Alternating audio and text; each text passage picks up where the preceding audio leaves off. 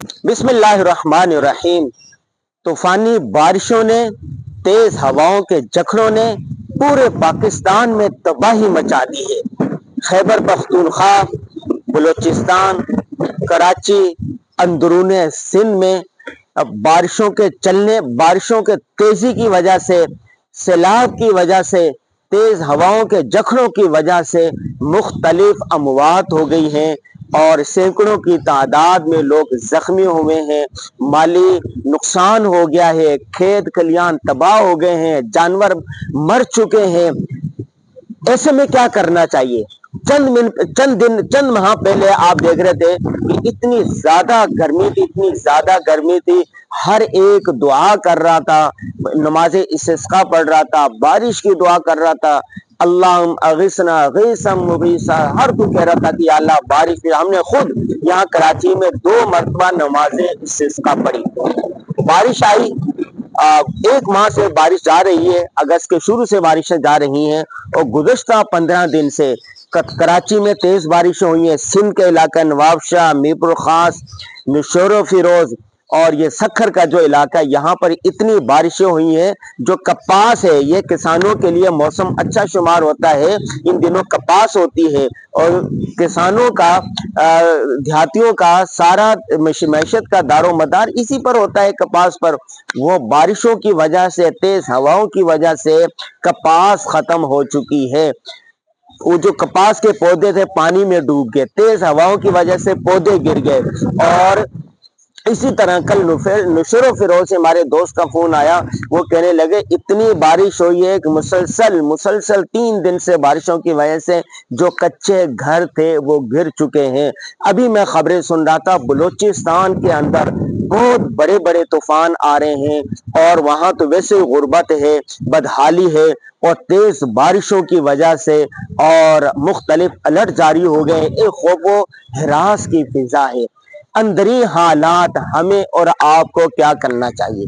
4 کام کرنے چاہیے۔ پہلا کام کرنے کا ہے حکومت کو چاہیے کہ شہروں کا، علاقوں کا انفراسٹرکچر ایسا بنائے کہ بارش زیادہ آ جائے تو پانی کھڑا نہ ہو، جانی نقصانات کم سے کم ہوں۔ میرا کئی ممالک میں جانا ہوا، 2 سال پہلے ملائیشیا جانا ہوا، تو وہاں ہر وقت بارش ہوتی رہتی تھی، پورے ملک میں ہر وقت بارش ہوتی تھی، ہر آدمی کے پاس چھتری ہوتی تھی، لیکن بارش کے اندر ہی نظام زندگی صحیح طریقے سے چل رہا تھا، کوئی کام رک نہیں رہے تھے۔ دنیا بھر میں طوفان آئے، آندھی آئے، لیکن کام روٹین کے چلتے رہتے ہیں۔ ہمارے یہاں پاکستان میں تھوڑی سی زیادہ بارش آ جائے تو راستے بند ہو جاتے ہیں، گٹر ابھر پڑتے ہیں، اسکول بند ہو جاتے ہیں، کالج یونیورسٹیاں بند ہو جاتی ہیں، دفتروں میں لوگ کام کرنا چھوڑ دیتے ہیں۔ تو پہلا کام حکومت کے کرنے کا کہ انفراسٹرکچر اچھا بنائے۔ دوسرا کام کرنے کا آپ کے خود کا ہے۔ ہر جگہ پر دنیا بھر میں لوگ کو اتنی آگاہی ہوتی ہے، اتنا شعور ہوتا ہے کہ وہ اپنے آپ کو، اپنے گھر والوں کو، اپنے بچوں کی، ان کی حفاظت کے لیے اقدامات کرتے رہتے ہیں۔ تو آپ کو جب بارش تیز ہو رہی ہو، طوفان ہو رہا ہو، میں دیکھ رہا تھا کل اتنی تیز ہوائیں چل رہی تھی، لوگ پکنک کے لیے سمندر پر جا رہے ہیں، لوگ پکنک کے لیے گھاروں جا رہے ہیں، لوگ پکنک کے لیے مختلف پارکوں کا رخ کریں۔ اللہ کے بندے، ایسے موقع میں گھر کے اندر آرام سے بیٹھو، ذکر و اذکار کرو، تلاوت کرو، گھر کے اندر انجوائے کرو۔ ایسے باہر جائیں گے تو آپ دیکھیں گے درخت گرنے کی وجہ سے کتنی اموات ہوئی ہیں، تیز بارش کی وجہ سے کتنی گاڑیاں پھسل گئی ہیں۔ تو ایسے جب حالات ہو کہ گھر کو لازم پکڑو، گھر کے اندر ہو، آپ نے اپنی حفاظت کرنی ہے۔ تیسرا کام کرنے کے میڈیا کا، سوشل میڈیا پر، پرنٹ میڈیا پر، الیکٹرانک میڈیا پر جو حکومتی لوگ ہیں، جو پڑھے لکھے لوگ ہیں، جو حکومتی محکمے ہیں، وہ آ کر عوام کو آگاہی دیں کہ یہ کچھ ہو رہا ہے، آپ یہ اقدامات کریں۔ اور آخری جو کام کرنے کا ہے وہ اللہ تبارک و تعالیٰ کی طرف آپ نے رجوع کرنا ہے۔ اللہم لا مانع لما اعطیت ولا معطی لما منعت۔ اے اللہ رحمت کی بارش برسا دے، اے اللہ کی طرف رجوع کریں کہ بارش ہو تو رحمت کی ہو، جو بھی چیز ہو رحمت کی ہو، بارش زیادہ ہو تو اللہ کی طرف رجوع کریں۔ توبو الی اللہ توبۃ نصوحا، پکی سچی اپنے گناہوں سے توبہ کریں۔ بارش کا نہ آنا یہ بھی گناہوں کے سبب ہوتا ہے، طوفانوں کا آنا، آندھیوں کا آنا، بما کسبت ایدی الناس، لوگ جیسے اعمال کرتے ہیں ویسے اللہ کی طرف سے فیصلے ہوتے ہیں۔